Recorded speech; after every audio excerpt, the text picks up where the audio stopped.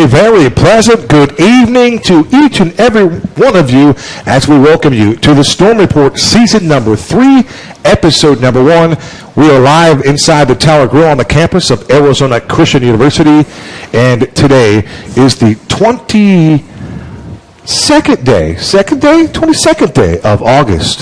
21st day of August. I don't want to get ahead of myself, but I just did. But we have another action-packed, jam-packed program for you here tonight. Under a little bit of a time crunch, so we're going to get right to it. We'll be out of here in about 45 minutes, so keep up with us. I'm Kevin Derryberry. I'm your program host. This is our third season here, and my broadcast partner for ACU Football is my program host here. That is Ed Cole. He's on the other end of the table. Edward Cole, good to see you. How was your summer, my friend? Kevin, busy summer, but we are ready to get this thing started Saturday, ready for football this weekend, and we're getting ready to kick this thing off. We're ready. Coach Bowen in the house. Coach Jeff Bowen is here. He's at center stage right now. We're going to talk some football. We're going to begin the show talking a little pigskin, and we're going to also talk with a couple of pillars of the franchise. Tyler Duncan, our quarterback, will be here. TD will be on center stage along with our man Moses Smith. And then we'll also talk little soccer. We're going to keep it football the entire show. Coach Bowen, we welcome you into the first episode, season number 3. How are you doing in the beginning of year number 9 for the man that we call the front man of ACU football, Jeff Bowen? Doing great. Excited for the season. You know, summer went fast. Preseason went even faster. So here we go. Let's just start with a little bit about the new conference. The Frontier Conference. It's your first year. A lot to think about, a lot to talk about, a lot to digest. But the first question I have for you, it's just going to be a simple one. We talk about the softballs, right? The easy questions for you, Coach. Will head coach Jeff Bowen and Arizona Christian University have to adjust to the Frontier Conference, or will the Frontier Conference have to adjust to ACU football? I'm hoping they adjust to us. Okay. You know, I think we've done our due diligence preparing for what the conference is, which is a storied NAI football conference. You know, high-quality football, lots of national championships, high-quality opponents week in and week out. We've played some really good people in previous years, so we've done our homework there. We've built our team to withstand the things that we think we need to do in this conference, and without losing our identity, which is offensively, it's all gas, no brakes, and try to get around the field and score a lot of points, and then put a defense on the field that's going to run around and make impact plays. So that's kind of what we did in the offseason. We feel good about where we're at. That was the question I was going to ask you, Coach. As far as your identity, you're not going to change anything. Like you said, on offense, you attack. On defense, you attack. So that's never going to change, no matter what conference this team is in. Football's football. I mean, you can get all tied up in that all you want. If you got young men that are fundamentally sound, they know how to align, okay, they understand their assignment on any given snap, and then they run like heck, whether it's offensively or defensively, you're going to win a lot of football games. Because, like what Mike Tyson say, everybody's got a plan until somebody gets punched in the mouth. That's football, and so we're training our kids for that. So we're excited about it, and, we're going to get it started up this weekend.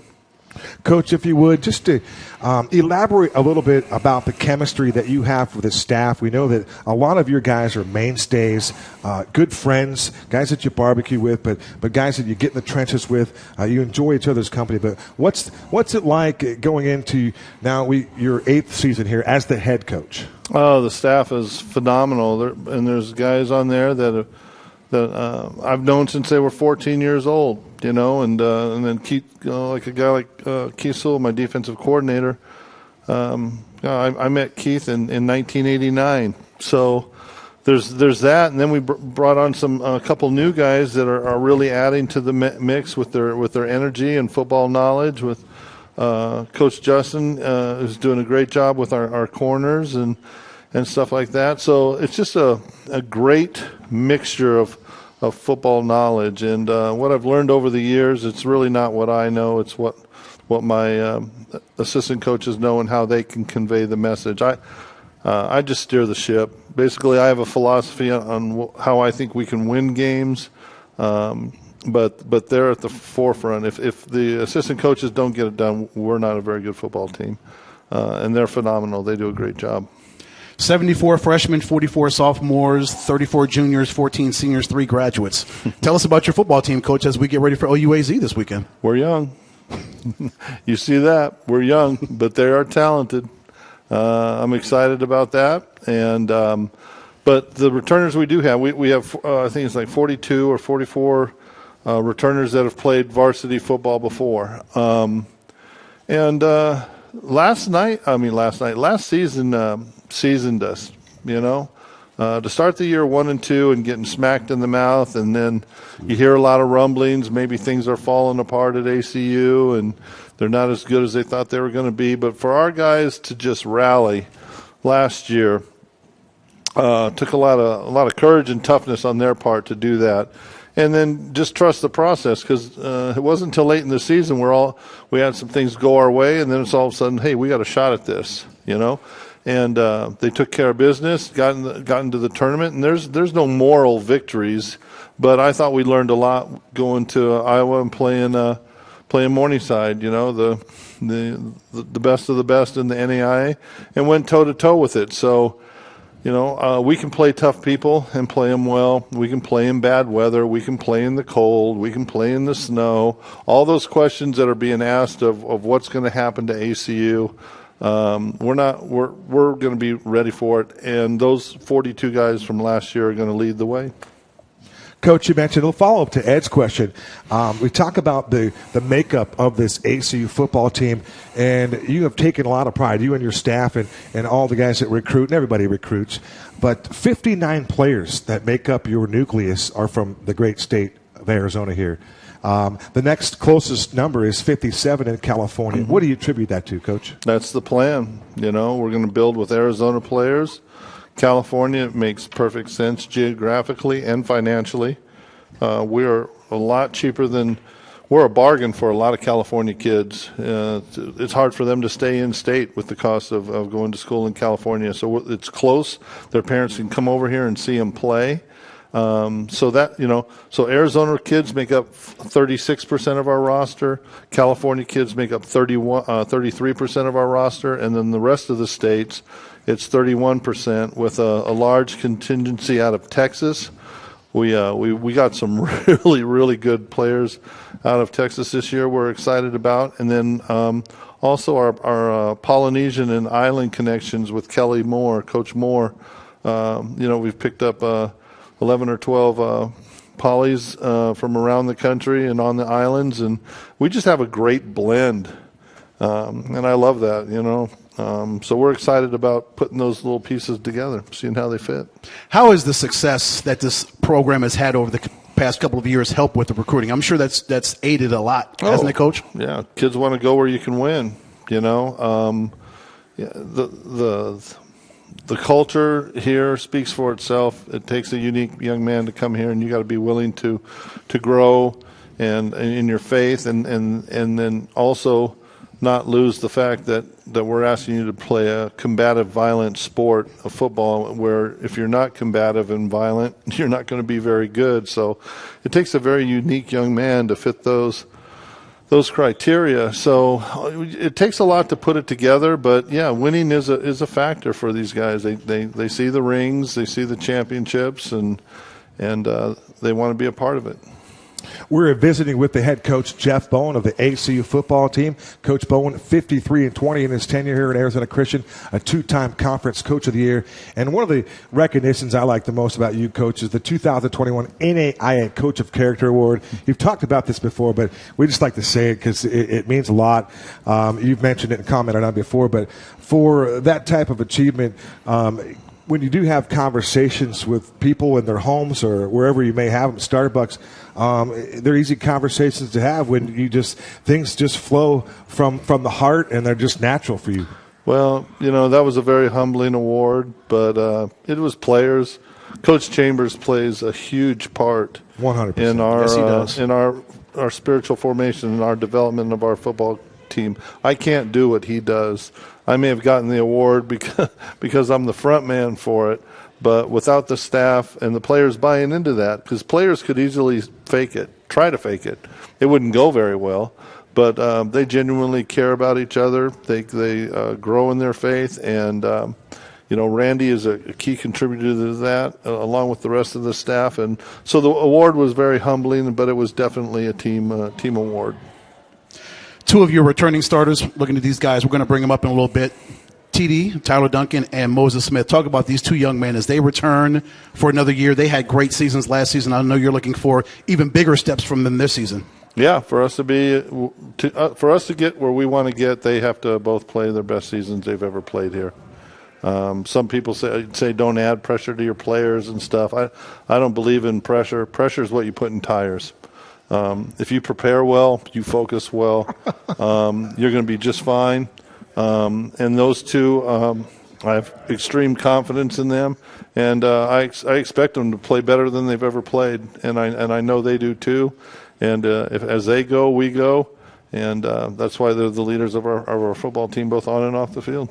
Coach, you open up with OUAZ. I'm not sure what their trip is or what they're going about, but they're just sometimes challenging to work with, just in any capacity. Just trying to do some homework before the first game of the season. It's hard to get a hold of their people, but they like to go through all the chicanery, right? And just nonsense. But we get those guys again. We've played them 5 times, and we've beaten them twice in comeback victories. And the last time we played them, I'm a big "what have you done for me lately" scenario. We beat them 40-38. We get to open the season at their place. What do we have to do? What does ACU need to do from now until kickoff to pick up program win number 62 against OUAZ?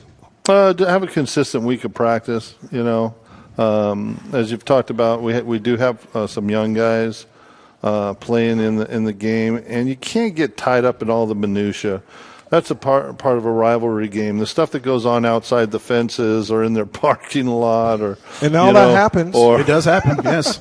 For whatever reason, on the field, you play, and you got to play consistent. And they're good. They play good football. We play good football. We just need to be a little better, and that's what we're going to focus on is getting our guys ready to play the game, and everything will fall into place. Coach, your last 3 seasons, you've been to the NAIA Championship Series 2 in the last 3 years. Congratulations on that. We're looking forward to heading there with you again this season, and a whole new endeavor in the Frontier Conference. We're going to talk more football right here on the Storm Report. Tyler Duncan and Moses Smith straight ahead. Don't go away. Roll Storm. Roll Storm.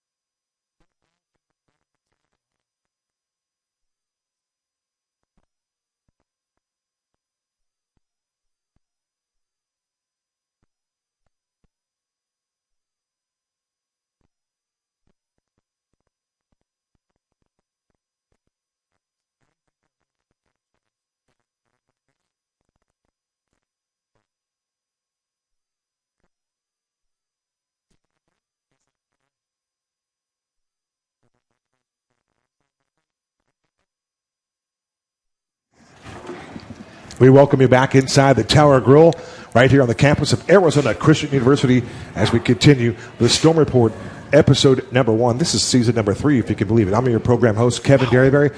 Over there is Ed Cole, my co-host, and the two dudes, the pillars of the franchise in the middle. That's Tyler Duncan to my immediate left, and to Ed's immediate right, that's Moses Smith, the guy that gets it done in the middle. Moses, I'm going to start with you because we always start with Tyler, and he's getting used to that. We want to just kind of slow down the roll there. But we got book signings, poster signings, all this stuff afterwards here. So we're going to talk with Moses first. You can't stop that train, Kev. You cannot. You can't stop the He's QB on train. the move. Yes. And he's got a new personal life going. Things are well for the quarterback here. But Moses, take us back a little bit. Playing for the Gales. Bishop Gorman. And this young man hails from Las Vegas, Nevada, Moses Smith. And 11.5 sacks last year was a season record for Arizona Christian. So congratulations to you. But Thank you. The learning, the evolution of learning how to play the game of tackle football at a championship type level at Bishop Gorman, how did that help you prepare for this experience here post Trinity? Well, I've going back to my high school days, playing for that championship program. It's just the coaching staff, it's just so similar, and the coaching staff there and here, because this is a championship program as well. Just coming off of a conference championship win, you learn things, what you do in practice, relates to what you do in the game. Mm-hmm. So the coaches here, they definitely emphasize what you do in practice, and practicing hard, 110%, just giving everything. I mean, so it was just just going to the next level. It was nothing different, like having to adapt to coaching styles. I just felt like going from that championship program to this championship program, I felt like it just clicked. So just a stepping stone in a sense. But yeah. Ed, before you fire your next question, that was not one ring for Moses Smith, not two, three, thrice. Go ahead. 3 rings. 3 championship rings. So, Moses, Coach talked about the 1-2 start last season. We all knew it was a slow start, but then you run off 7 straight wins, and then you go to the playoffs against Morningside. What was it about? What happened with this football team that allowed it to click last season, and then run off those 7 straight, and then win the Sooner Athletic Conference and go to the playoffs? Yeah, so my dad always told me, it doesn't matter how you start, it matters how you finish. We started the season off 1-2, and looking from that point of view, it doesn't look good. It doesn't look good at all. But we went on to win the next 7 straight. You 7, said? Yep. 7 straight, man. It's crazy. That's not normal. That's not something that people always do. But it was just a great feeling. The team really clicked in and they locked in. It's okay, we're not done. We're not just gonna roll over and let the first 2 losses dictate what the season is gonna look like. So we bought into what the coaches were telling us, and we played the football that Arizona Christian plays. To follow up on that 7 straight, I know when we started 1-2, Ed, you and I walked off the field, and we were a little bit perplexed. We thought, a little bit, okay, this is our guys, and they're going to have to rip off 8, 10 in a row to get us where we want to go. It's just going to be a really tough road to hoe, and you guys answered the challenge. I mean, you really did. 1 week at a time. One play at a time, you got it done. Tyler, what was it like from your vantage point, ripping off 7 straight wins, keeping the offense together by being available every week, and then even when you're banged up, you're still available leading this football team? What was it like through your eyes as the quarterback? Yeah, so my main takeaway is we were looking forward to the next week, and we weren't really staying in the moment and really being where our feet are. And that was the main thing, is we just had to take one day at a time, one step at a time, and really put our all into practice, and then really dive deep into each other, getting to know each other more and being able to play for each other and play through each other. So that was the main thing, is just kind of just attack every day like it's our last and just be where our feet are. And just continue to work hard and know that our hard work will pay off. It's something about your feet to the fire when everybody comes together. Mm-hmm. That rallying point where you guys find a way to get on that same page. It might not have been there initially, but at the very end, when you guys were going to Morningside, you were all together. And you came home together, which was a good thing, too. But I wanted another one for Tyler. Your number, it doesn't even matter how many years it is. Why one more year for you, Tyler? And what we know, you're not a guy that's chasing the record books. I'm thinking the one thing that you have left to finish here, unfinished business, is to win an NAIA national championship. I'm sure that's the goal. Maybe player of the year, something like that. But what keeps you driving in this role that you've been so successful at? Yeah, that's always the goal, is a national championship. I'm not much of a stat guy. As long as at the end of each week it's 1-0. That's what I care about. I care about winning. I don't care about personal stats or anything like that. So I just came back for another year. Just my mom and my family always tells me, you have forever to work. You have the rest of your life to work, and you just got to cherish your moments that you could play football. So I kind of just took some time after that last game and really thought, I'm not done yet. I know this is what my dad wanted and my family wants, so I just wanted to do what my family wanted and what I wanted ultimately. But yeah, the goal is to win a national championship. Ed, that's phenomenal. Yes. I mean, that's why we cheer for this young man. That's why we cheer for his family. And a lot of these guys, we learned this over the course of doing the Storm reports, is that the people at home that help these young men, that build these student athletes, and then give them that love and support, and they have a chance to shine. And you and I get to sit there and watch it and call their games, and it's just a ton of fun. It is. TD, going back to work, what have you done in the off season to get yourself physically and mentally ready for the rigors of a season and a new conference, new football teams that you're going to face? Yeah, just continue to hit the weight room hard each and every day. I did more arm workouts and really focusing on different parts of the body and different parts of my arm.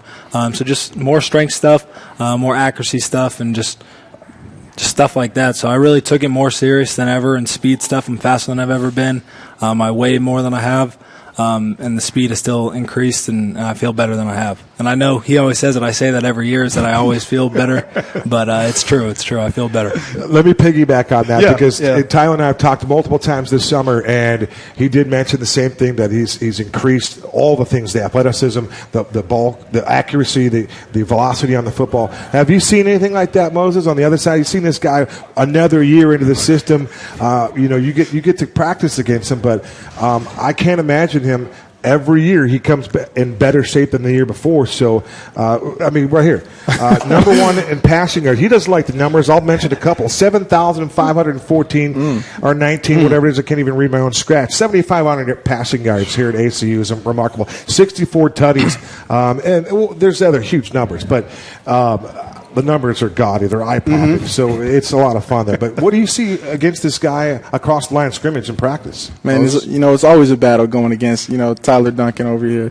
I mean, he's such a great competitor and such a great leader. I mean, when I first got here last year, he took me under his wing and then just showed me what it's like to play for this team. And I mean, he's just a competitor. He's always talking smack back and forth. If it's not with me, it's with someone else or someone on the sideline. Just last week we had a little incident, but yeah, I mean, he's a great dude, great man, and just an amazing teammate. And Kevin, speaking of gaudy numbers, let's give this guy his flowers. Yeah. Last season, sack, honorable mention, 11.5 sacks. You mentioned it. 17 TFL, 68 tackles. Moses, how do you follow up a season like that? Hey, and numbers like that? God bless me with the talent to, get after the quarterback, and just be able to get tackles in the backfield and just wreak havoc. So, I mean, just working, taking it game by game, what can I do to game plan and prepare for the offensive lineman that I am facing and the team that I'm facing. I'm not a really big numbers guy either. Yeah, I felt like I could have did a lot better, but that's just me. I'm always hard on myself. I know I can do better than so that's what I'm looking at going into the season. Just doing better than the previous day. Just getting better day by day. So we'll see what by the end of the season maybe I'll break this. I'm aiming for the sack record for the school in the franchise history, but we're gonna see. Moses, I think we can get that done in probably the first quarter of the season as far as the sack. I think so, yeah. I wanted to mention you had a goal before last season, I think, if memory serves. We've had a lot of conversations, a lot of different players, but I think Moses Smith told me that he wanted to be an NAIA All-American. Yeah. And that goal's still out there for you. You got another shot this year, and the fact that that's still attainable for you, that's good for ACU football. Yes, sir. No question about that. TD, changing conferences, does that mean anything to you? Does that change your preparation going into the season, knowing, okay, yeah, we've got a whole new slew of football teams we're facing this year outside of OUAZ?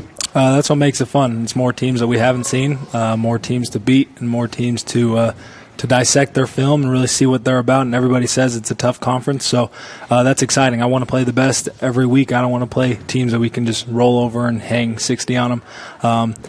It betters us if we play good teams, and that's what we want. We just want to get better each and every day. So yeah, we're excited. TD, this question was coming because we've done this too many times now. But the chemistry that you have with some of those wideouts, who's getting the ball here early, and what is it like having a plethora of weapons, including some newcomers? Yeah. Like I've told you plenty of times, we have a lot of receivers that are new and ready to get after. We have more outsides and more receivers than we ever had that will play and will see the ball. We have DeMarion on the outside. We have Clayton Dowdy. You get Deion Gilbert back? Deion Gilbert, Chase Tompkins, and Jared Favors. And then if a few guys get eligible, we'll have Gabe Trujillo and Brandon Price. Nice.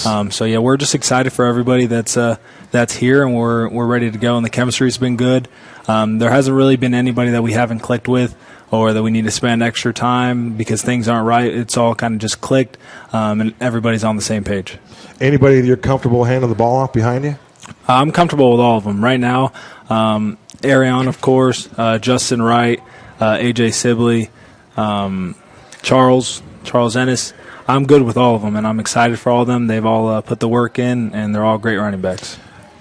Charles Enos. Is that Curtis's offspring right there? Curtis Enos, former Penn State back? I don't know. No Maybe. idea. Could very well be. He went to Chandler High School. We'll have to check that one out. Yeah, I have a feeling, but we'll see. Doesn't mean they're here and there. Moses, have you taken well to this veteran leadership role now that this is another year for you in the system? I'm sure a lot of the young bucks, a lot of the young pups are looking to you for guidance as they try to get acclimated to this program.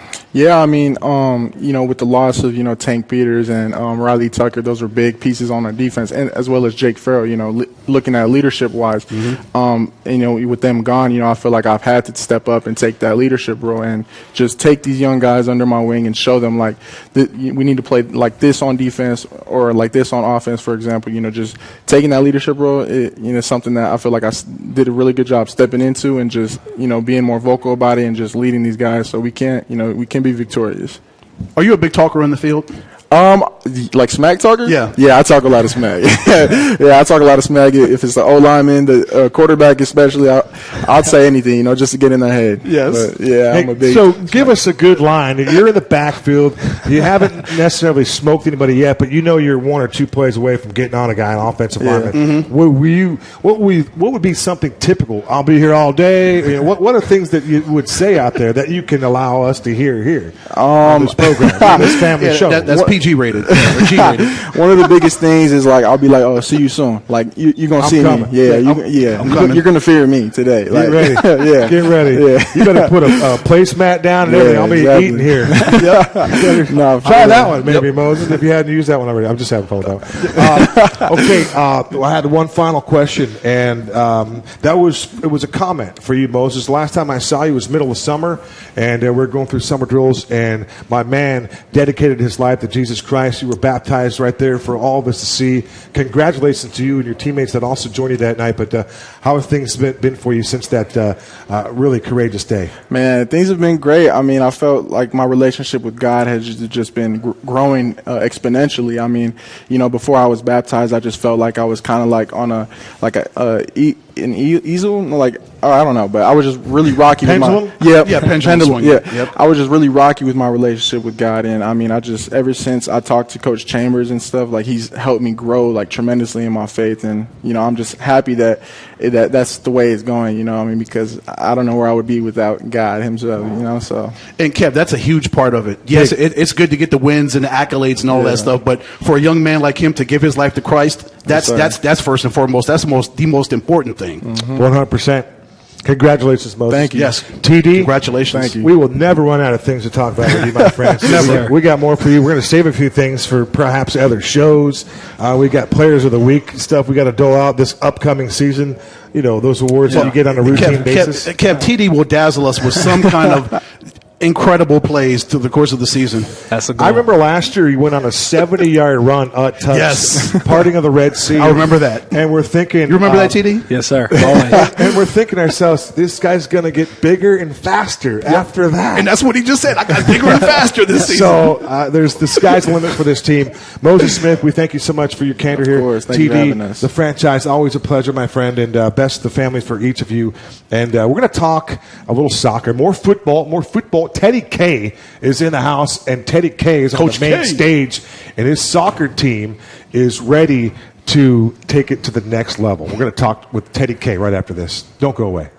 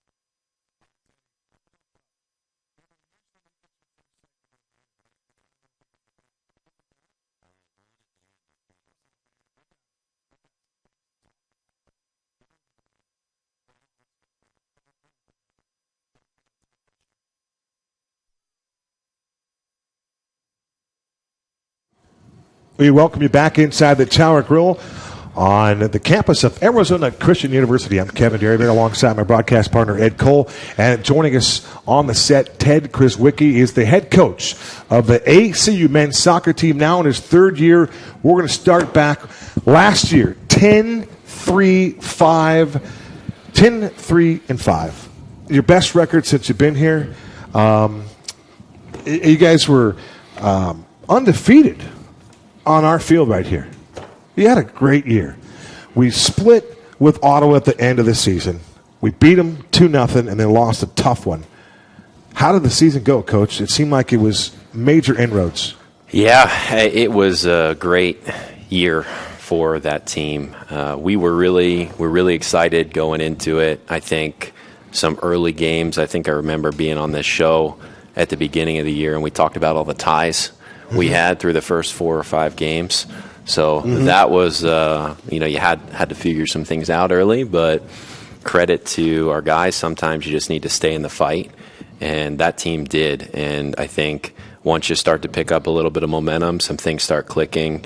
It just seemed like good things started happening for us. So by the time we got to the end of the year, we put ourselves in a great position and had some really close conference games that probably could have gone either way. But some went in our favor, and we put ourselves in a good position to be regular season champions and get ourselves in the postseason, which is what you want to do. Certainly. So, it was a great year. It was a lot of fun to be a part of, and a really fun team to coach. Ted, do you appreciate the idea of saying that Arizona Christian is closing the gap? Do you like that cliche, or is there a better way to say you're getting closer? Yeah, I think it's an interesting phrase, but it's a good question. You always want to play. I mean, at least for me, I always want to play the best competition that we possibly can.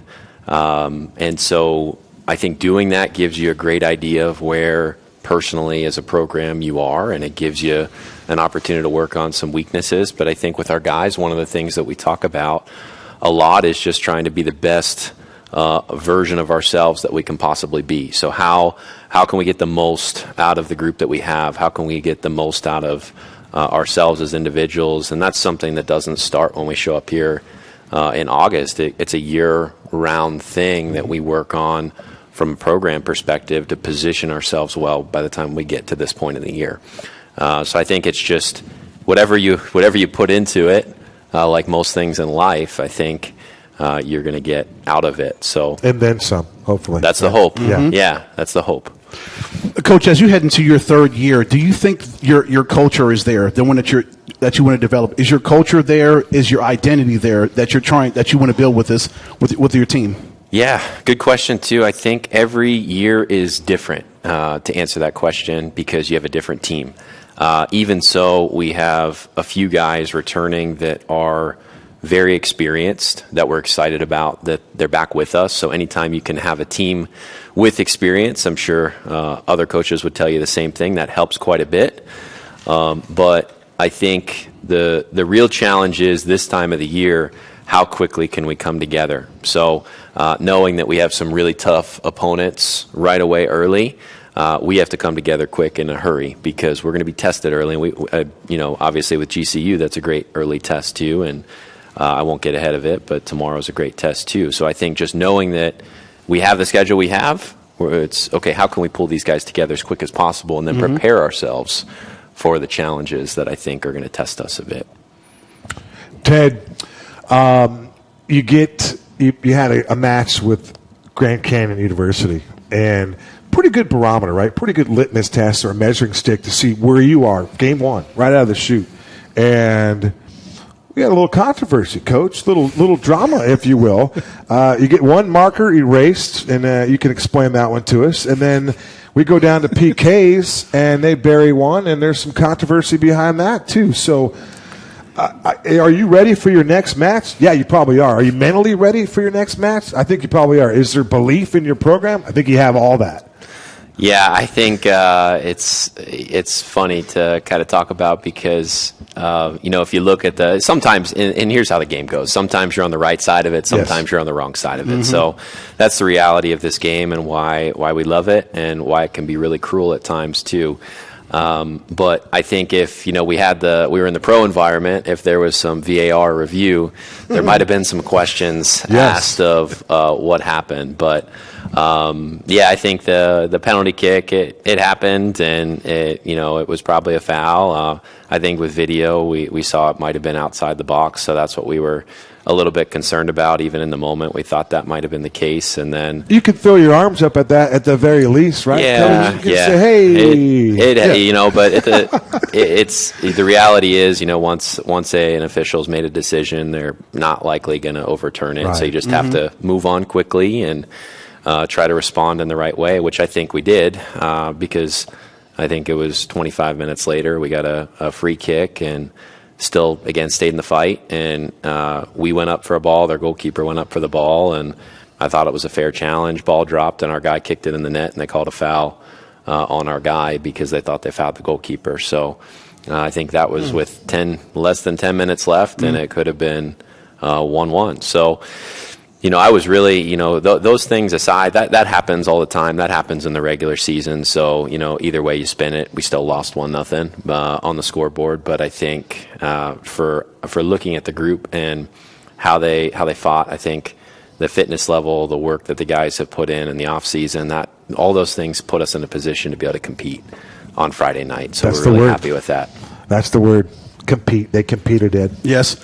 Coach, looking at your roster, I like it. It's an international roster. You got young men from Germany, Congo, Brazil, South Africa. Is that something that you and Coach Jolly have been working on as far as recruiting to build that international base of talent to bring them over here to Arizona? Yeah, definitely. I think living in a city like Phoenix, I think you can attract people from all over the place. I think it's a great place to live. Obviously, the summers are hot, but while we're in school here, it's a place that I think people want to be in. You're in a city, so I think that helps. It helps us, and also the school itself. Wanting to find guys that are the right fit for the university is really important for us. That are on the same page with us, values-wise, that have the same drive and interest. So I think we'll go anywhere that we have to find those guys. I don't think we'll put ourselves into one spot. Arizona's been a great place for us.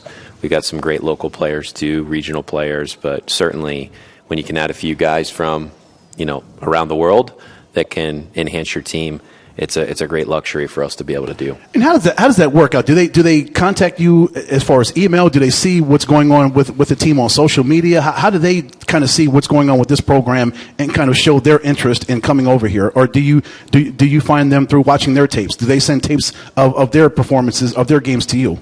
Yeah, it's probably a mix of everything. I mean, part of it is having good relationships with people that you can trust, that can refer the right types of people to you. I think one of the things that we try to do with our team is to create a really good experience for our guys. I think when people feel that they're taken care of and when they're having a good experience, they're more likely to, recommend other people that might want to come over. So I think just the quality in which we try to do things, and again, how we try to enhance their experience, I think helps that quite a bit. But yeah, it's a mix of everything, scouting, recommendations. People contact us, we get some names and we chase them down, and we just try to do our best to make sure they're a good fit and get them here. It's good to be wanted, huh? Yeah, absolutely. Yeah, it makes a difference, and having some on-field success definitely helps. People have an interest in wanting to be a part of it. So, Coach, you've got a cool swag about you. Your demeanor is calm, cool, and collected. Haven't been around you on the field to see if you put a charge out there. I'm sure that you have that ability to do so, but maybe your style is always in that calm, cool, collected demeanor, and it's impressive either way. I would imagine that the players, and we've talked to them over the years past, that they do enjoy playing for you as much as we enjoy talking to you. But I'm just curious, and I don't want to create any kind of controversy, but I'm a traditionalist, right? And baseball changed a bunch of rules this offseason, and they made the bases larger, and they put a pitch clock in there. They really did some things that really tweaked the game, and it took a little time for a traditionalist to kind of get used to the changes. The changes have been better in Major League Baseball because of those changes. But I'm curious, what are the ideas, if there were any, to how you play 90 minutes of soccer and you lose 1-0 on a PK and guy goes left and they shoot right and just that it's over that quick. I don't know that there's a good answer to this, but is there another way to settle the score on an amazing game that you literally battle and knock each other's teeth out for that amount of time, and then it literally comes to left or right, whether you go on, you win gold or you win jewelry or whatever it is? I think we see that, in the national stage with the World Cup and how it goes. I mean, it's a tense way to finish it. I think if the players had to keep running and playing, they would probably fall over from exhaustion. That. Yeah, for sure. I think that's probably a degree of it, but certainly I have this conversation with some other people. It's a weird way to kind of finish a game, from how the rest of the game goes from a dead ball situation. But is that a way to do it? Just create set pieces until you find a way to score. Could be the old college football something like thing, that, overtime of some way. I don't know if any ideas, good ones, were presented. Well, the Major League Soccer did the breakaways from midfield, and you had like a limited number of touches and to score. So you could look up some videos there in the past. My guess is it seems kind of wonky. Yeah, a little wonky. I get in hockey we can see the breakaway. We get that. We're kind of accustomed to that. Soccer, that'd be a little funky, I would think. It would be. I agree with you. Yeah, that's why we ask the question. Teddy, always a pleasure, and we wish you nothing but success going forward. This is a soccer team we got to keep an eye on, and absolutely. And we're going to get with Mr. Gosen. By the way, before we part ways here today, Mr. Gosen was voted the SID of the year. I think it's the second time he's got that distinction. So congratulations to our guy, Tim. Timmy Gosen. And that was not an energetic thank you. That was I'm surprised. I was as sincere as I can be, and he just big leagued that. There he goes. Now we got a bow, ladies and gentlemen. You can't see it on camera, but we got a legit bow here in studio. So having said that, Ed, it's great to see you again. We'll see you Saturday, I'm sure. Yep. OUAZ and ACU at center stage. If you're looking for coverage of that game, good luck finding it, because we've been trying to get ourselves positioned to work that game, and we're still waiting for answers. So we'll see you next Monday right here from the Tower Grill on the campus of Arizona Christian University.